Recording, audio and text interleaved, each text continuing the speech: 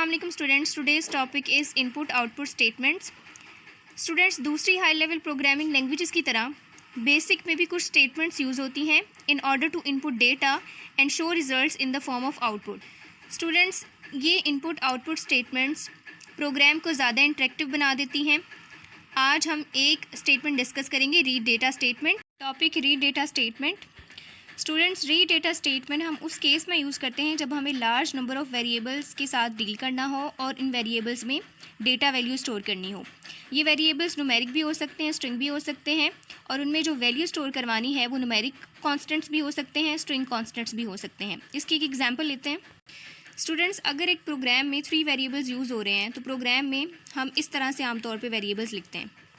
अगर वेरिएबल्स कम हैं तो इस तरह से वेरिएबल्स को डिक्लेयर करना ईजी है, लेकिन अगर हमारे पास वेरिएबल्स बहुत ज़्यादा हों, उनमें डेटा वैल्यू स्टोर करनी हो, तो फिर हमारे पास ये मेथड काफ़ी लाइंस ऑक्यूपाई करेगा। अगर 10 वेरिएबल्स हैं तो 10 लाइन ऑक्यूपाई होंगी। तो ऐसे केस में जब हमें ज़्यादा वेरिएबल्स के साथ डील करना हो, we use read data statement. Read में हम वेरिएबल्स डिक्लेयर कर देते हैं और डेटा में इन वेरिएबल्स की वैल्यू असाइन करते हैं। जैसे कि एग्जाम्पल में स्टूडेंट्स आप देख सकते हैं, यहाँ पे हमने 3 लाइंस यूज़ की हैं इन 3 वेरिएबल्स को डिक्लेयर करने के लिए, उनमें डेटा वैल्यू स्टोर करने के लिए। यहाँ पे सिंपली हमने 2 लाइंस में वेरिएबल्स भी डिक्लेयर कर दिए और उनमें वैल्यू भी स्टोर कर दी है। अगर यहाँ पे 10 वेरिएबल्स होंगे तो वो 10 लाइंस ऑक्यूपाई करेंगे, लेकिन उन्हीं 10 वेरिएबल्स को डेटा वैल्यू के साथ हम 2 लाइंस में भी लिख सकते हैं। अब इन स्टेटमेंट्स को डिटेल में डिस्कस करते हैं। Text of data statement is data, comma separated list of constants. Students, data statement के साथ हम वो डेटा वैल्यूज़ डिक्लेयर करते हैं जो वेरिएबल्स में स्टोर करनी होती है, और इनको हम इस फॉर्म में लिखते हैं, कॉमा से सेपरेट करते हैं। फॉर एग्जांपल यहाँ पे मैंने 3 डेटा वैल्यूज़ लिखी हैं, 2, 3, 30। ये सिंपल न्यूमेरिक वैल्यूज़ हैं। स्ट्रिंग वैल्यूज़ भी हो सकती हैं, जैसे कि यहाँ पे आप देख सकते हैं 2, 3 एंड बुक। ओके, कॉन्स्टेंट्स में भी एनी स्ट्रिंग और न्यूमेरिक कॉन्स्टेंट, ये हमने अभी डिस्कस किया है। सिंपली न्यूमेरिक भी हो सकते हैं और स्ट्रिंग भी हो सकते हैं। String constants must be enclosed in double quotation marks only if they contain commas, colons और स्पेसेस। नेक्स्ट पॉइंट में बताया गया है कि स्ट्रिंग कॉन्स्टेंट्स को डबल कोटेशन में सिर्फ उसी फॉर्म में लिखना है अगर स्ट्रिंग में कॉमास, कॉलन्स या स्पेसेस यूज़ हों, अदरवाइज इसको डबल कोटेशन मार्क्स के बगैर भी लिखा जा सकता है। Next point is the list of constants with a data statement can not exceed 1 line. Students, हमने बेसिक प्रोग्राम की लाइन की रेंज में डिस्कस किया था। बेसिक प्रोग्राम में एक लाइन में मैक्सिमम 255 कैरेक्टर्स हो सकते हैं, तो डेटा स्टेटमेंट में ये लिमिट अप्लाई होगी। If the list is too long to fit in 1 line, then we should use another data statement to specify the remaining list of constants. यानी अगर एक लाइन में डेटा वैल्यूज़ फिट नहीं आ रही तो हम नेक्स्ट लाइन पे जाएंगे और उसमें दोबारा डेटा स्टेटमेंट के साथ रिमेनिंग वैल्यूज़ को डिक्लेयर करेंगे। हम एक एग्जांपल लेते हैं। डेटा स्टेटमेंट के साथ हमने ये वैल्यूज़ डिक्लेयर की हैं। हम सपोज़ करते हैं कि यहाँ पे लाइन की रेंज ख़त्म हो गई है, लेकिन हमारे पास अभी और कॉन्स्टेंट्स हैं जिनको डेटा के साथ डिक्लेयर करना है। तो इस केस में हम क्या करेंगे, नेक्स्ट लाइन पे शिफ्ट हो जाएंगे, रिमेनिंग डेटा वैल्यूज़ को नेक्स्ट लाइन पे डिक्लेयर करेंगे। Next is the data content in multiple data statements is assume to be a single continuous list of items regardless of where the data is placed in the program. Students, एक line की range ख़त्म होने पर जब हम next line पर shift करते हैं, remaining data values next line पे डिक्लेयर करते हैं, तो इस केस में ये तमाम डेटा वैल्यूज़ एक कंटिन्यूस लिस्ट में ही काउंट होंगी, ये 2 डिफरेंट लाइंस काउंट नहीं होंगी। Next is the variable type numeric और string given in the read statement must agree with the corresponding constant in the data statement. Students, read statement में जो variables हम declare करते हैं, उन वेरिएबल्स की टाइप और डेटा स्टेटमेंट के साथ जो डेटा वैल्यूज़ हैं जो इन वेरिएबल्स में स्टोर करनी है, वो दोनों मैच करनी चाहिए। यानी अगर रीड स्टेटमेंट के साथ न्यूमेरिक वेरिएबल्स डिक्लेयर किए हैं तो डेटा स्टेटमेंट के साथ भी न्यूमेरिक वैल्यूज़ होनी चाहिए, और अगर रीड के साथ स्ट्रिंग वेरिएबल्स डिक्लेयर किए हैं तो डेटा के साथ स्ट्रिंग वैल्यूज़ ही होनी चाहिए या स्ट्रिंग कॉन्स्टेंट्स होने चाहिए। अगर किसी सिचुएशन में ये हो कि रीड स्टेटमेंट के साथ हम न्यूमेरिक वेरिएबल्स डिक्लेयर करें और डेटा में स्ट्रिंग वैल्यूज स्टोर करवा दें तो ये एरर है। रीड डेटा स्टेटमेंट की एक एग्जांपल देख लेते हैं। स्टूडेंट्स, रीड स्टेटमेंट के साथ हमने 3 वेरिएबल्स डिक्लेयर किए हैं, ए, ए न्यूमेरिक वेरिएबल है, बी भी न्यूमेरिक वेरिएबल है, लेकिन सी के साथ डॉलर साइन ये शो कर रहा है सी एक स्ट्रिंग वेरिएबल है। अब according to the rule data statement के साथ फर्स्ट टू वैल्यूज़ न्यूमेरिक होनी चाहिए और थर्ड वैल्यू स्ट्रिंग होनी चाहिए। तो यहाँ पे हम देख सकते हैं डेटा के साथ ए के कोरेस्पॉन्डिंग न्यूमेरिक वैल्यू है, बी के कोरेस्पॉन्डिंग न्यूमेरिक वैल्यू है और सी के कोरेस्पॉन्डिंग स्ट्रिंग वैल्यू है।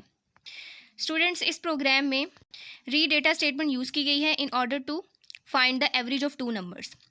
तो रीड में पहले दो न्यूमेरिक वेरिएबल्स डिक्लेयर किए गए हैं जिनकी वैल्यू 10 और 20 है, और थर्ड वेरिएबल स्ट्रिंग वेरिएबल है जिसमें एवरेज स्टोर होगा। तो लाइन नंबर 30 में हम देख सकते हैं प्रिंट सी स्ट्रिंग, यानी इसकी जगह पे एवरेज प्रिंट होगा, उसके बाद इक्वल साइन प्रिंट होगा, फिर a plus B divided by 2 average का फॉर्मूला, और एट दी एंड जब इसको एग्जीक्यूट करेंगे तो एवरेज इक्वल टू 15 आ रहा है। Next read statement. Students, read statement के साथ वेरिएबल्स डिक्लेयर किए जाते हैं और इन वेरिएबल्स को डेटा स्टेटमेंट की वैल्यूज़ असाइन की जाती हैं। सिंटैक्स रीड स्टेटमेंट का कुछ ऐसा है, read comma separated list of variables, यानी वेरिएबल्स को हम कॉमा से सेपरेट करते हैं। जैसे कि यहाँ पे एक एग्जांपल ली गई है a, b, c, ये तीनों वेरिएबल्स हैं जो रीड स्टेटमेंट के साथ डिक्लेयर किए हैं। ये वेरिएबल्स न्यूमेरिक भी हो सकते हैं, स्ट्रिंग भी हो सकते हैं, और दोनों का कॉम्बिनेशन भी हो सकता है। यहाँ पे हम देख सकते हैं a, b न्यूमेरिक वेरिएबल्स हैं, c एक स्ट्रिंग वेरिएबल है।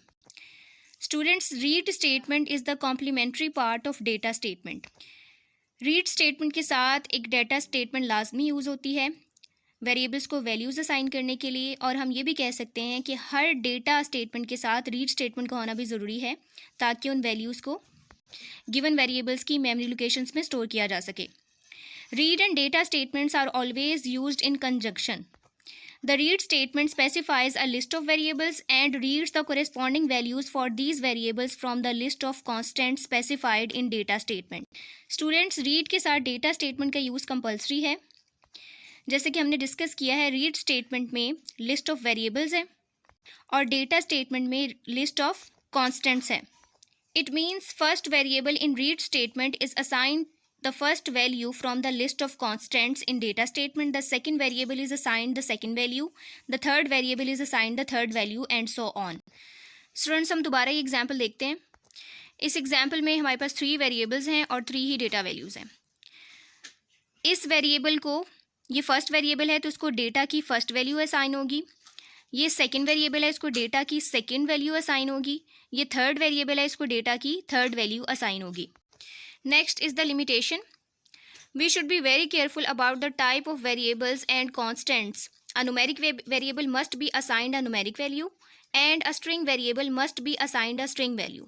If the program tries to assign a string value to a numeric variable or vice versa, a type mismatch error will occur. Students, यही पॉइंट हमने data statement में भी discuss किया था कि रीड स्टेटमेंट के साथ वेरिएबल्स की टाइप डेटा स्टेटमेंट के साथ कॉन्स्टेंट्स की टाइप से मैच करनी चाहिए, यानी न्यूमेरिक वेरिएबल को न्यूमेरिक वैल्यू असाइन होनी चाहिए और स्ट्रिंग वेरिएबल को स्ट्रिंग वैल्यू असाइन होनी चाहिए। और अगर कोई मिसमैच होता है, स्ट्रिंग वेरिएबल को न्यूमेरिक वैल्यू असाइन होती है, न्यूमेरिक वेरिएबल को स्ट्रिंग वैल्यू असाइन होती है, तो इस केस में हमारे पास टाइप मिसमैच एरर आएगा।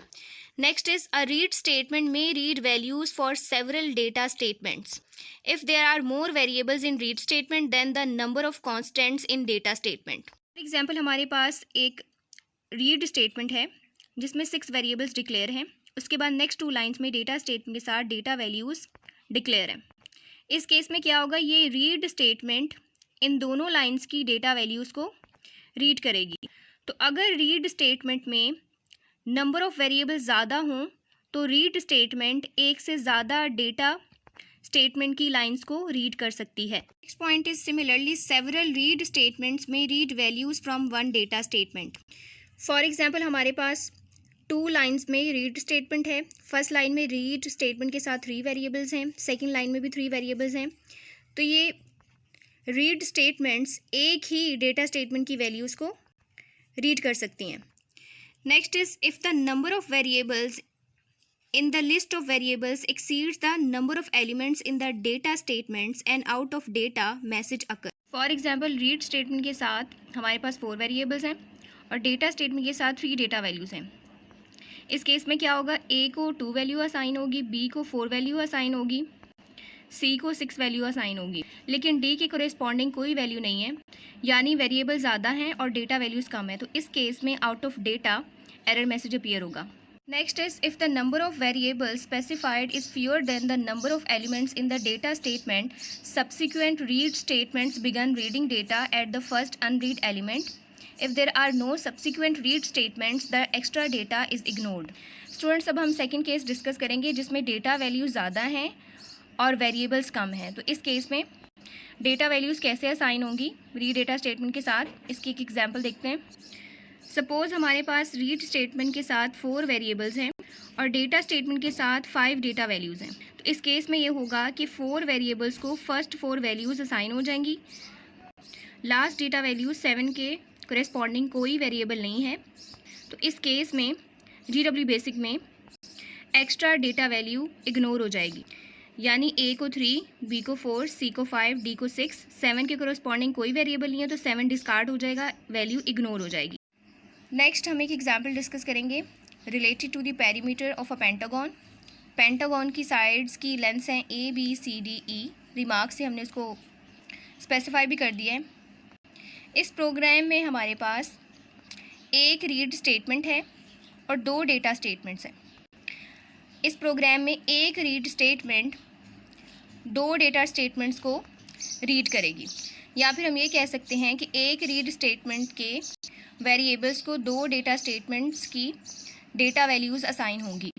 रीड स्टेटमेंट के साथ वेरिएबल्स हैं ABCDE, ये लेंथ्स हैं पेंटागन की साइड्स की, और उसके बाद P स्ट्रिंग, ये एक स्ट्रिंग वेरिएबल है, साइड्स की लेंथ्स न्यूमेरिक हैं। P पेरीमीटर को शो करे, इसमें स्ट्रिंग स्टोर है। पेरीमीटर का फॉर्मूला है P perimeter is equal to A plus B plus C plus D plus E। Pentagon का पेरीमीटर सिंपली साइड्स की लेंथ्स को ऐड करके आएगा, तो ये पेरीमीटर का ये फार्मूला स्पेसिफाई कर दिया है। उसके बाद प्रिंट P स्ट्रिंग में क्या स्टोर है, पेरीमीटर। उसके बाद इक्वल साइन प्रिंट करवाया और फिर पेरीमीटर, ये पेरीमीटर डेटा वैल्यू है जो लाइन नंबर 50 से इवेलुएट होके आएगी। अब हमारे पास 2 डेटा स्टेटमेंट्स हैं 12, 18, 24, 18, 35 पेरीमीटर। अब रीड स्टेटमेंट की A को वैल्यू असाइन होगी 12, B को 18, C को 24, D को 18, इसी तरह से E को 35 और लास्ट P स्ट्रिंग को वैल्यू असाइन होगी पेरीमीटर की।